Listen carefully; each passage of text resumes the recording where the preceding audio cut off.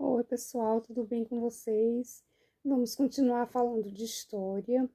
Vamos falar dessa vez sobre alguns reinos africanos antigos. Nos últimos milênios, antes da era cristã, o continente africano passou por profundas alterações climáticas, em especial nas áreas que envolviam o que atualmente é o deserto do Saara, o maior deserto do mundo. Essas mudanças, elas impulsionaram migrações de povos para o norte, formando a população mediterrânea, e para o sul, na África subsaariana, também chamada de África Negra, onde há a predominância da população ligada aos ramos da língua banto. Acredita-se que essa matriz linguística ela tenha se formado lentamente por povos fixados na região do Rio do Congo. Pouco depois do início dessas migrações, já por volta de 6.000 a.C., diversos grupos humanos neolíticos fixaram-se no vale do rio Nilo, originando os mais primitivos e remotos nomos. Os agrupamentos humanos que se fundiram perto do final do quarto milênio antes de Cristo, formando a civilização egípcia. Milênios depois, quando o novo império egípcio se encontrava mergulhado em disputas políticas e conflitos, o reino de Kush, situado na região da Núbia, ao sul, onde atualmente está o Sudão, conquistou a cidade egípcia de Tebas e impôs o governo cuxita, ou dos faraós negros. A partir do século XVIII a.C., desenvolveu-se ali fulgurante civilização. O predomínio núbio só terminou com a conquista assíria sobre o Egito no século VII a.C. Pouco depois, os egípcios expulsaram os assírios, período que ficou conhecido como Renascimento Saíta, até que os persas pusessem fim ao Egito independente em 525 a.C.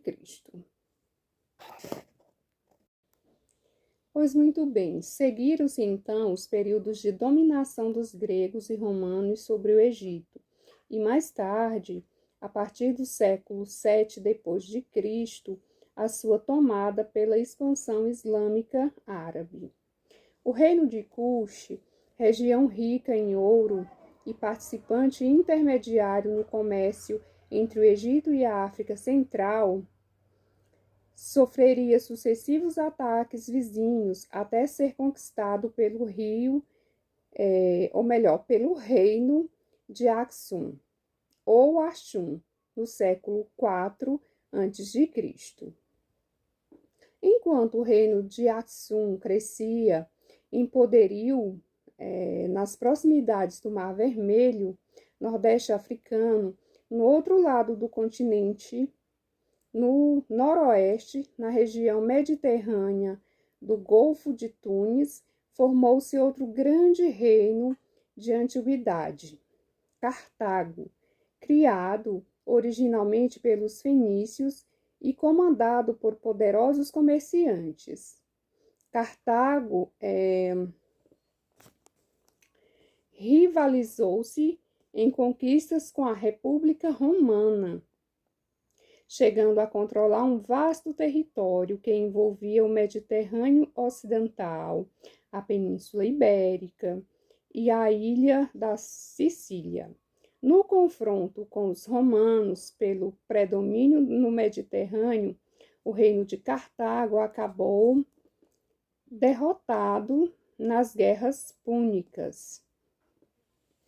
O reino de Aksum, na região da atual Etiópia, conseguiu firmar um crescente comércio com várias regiões, desde as localizadas junto aos mares Mediterrâneo, Vermelho, Índico, até povos da Pérsia, Arábia, Índia e de Bizâncio, entre outros.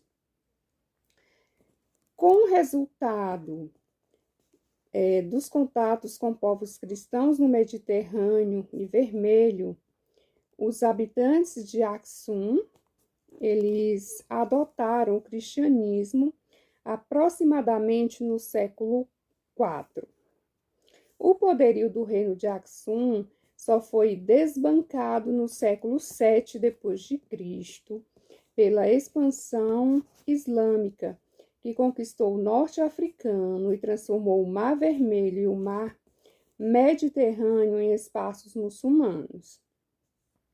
Isolada e enfraquecida desde o período, o reino cristão de Aksum, ou melhor, isolado e enfraquecido desde esse período, o reino cristão de Aksum sucumbiu no século XII.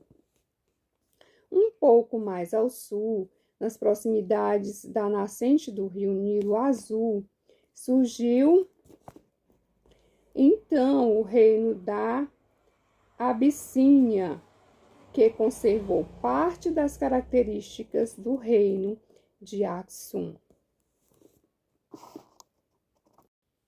O reino da Abissínia deu origem à cultura etíope, que se iniciaria um século depois.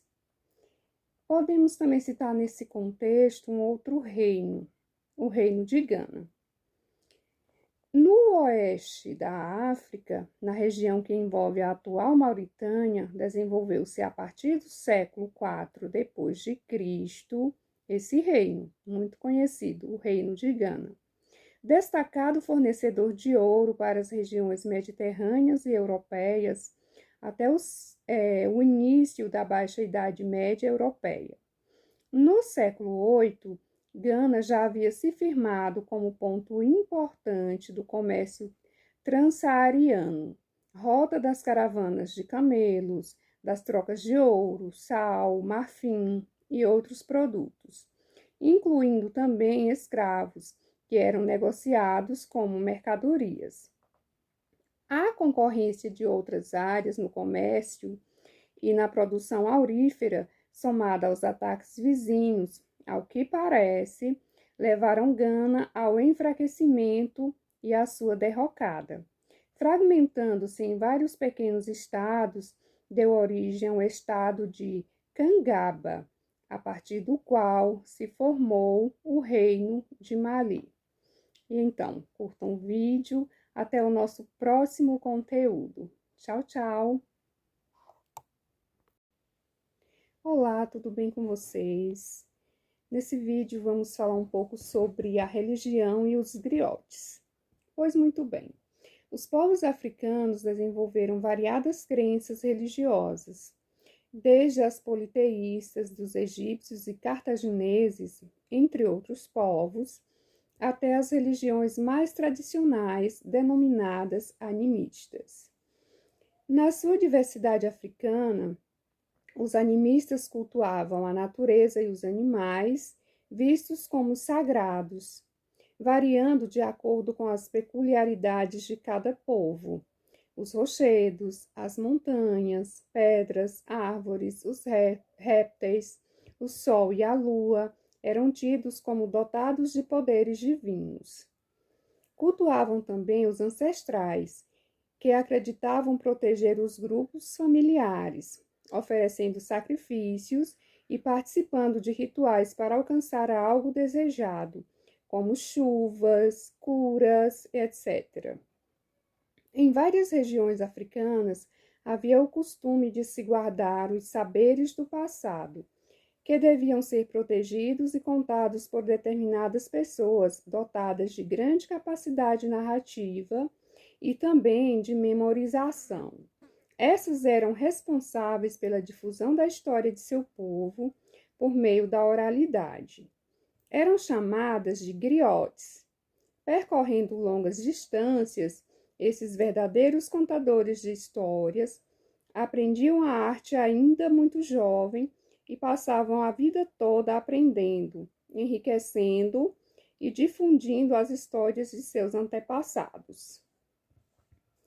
Da mesma forma, as culturas indígenas da América, como a dos Puebla, né, a figura do contador de história foi fundamental na preservação de suas tradições histórico-culturais. Nesse caso, pequenas e delicadas esculturas, miniaturas em cerâmica, representavam os contadores de história, tanto do sexo masculino como do feminino, e são vendidas, né, eram vendidas em feiras de artesanato, né, no passado. Provavelmente essas feiras, algumas dessas feiras ainda possam existir, como nos Estados Unidos e no México. Então, gostaram do conteúdo? Então curtam e até o nosso próximo vídeo.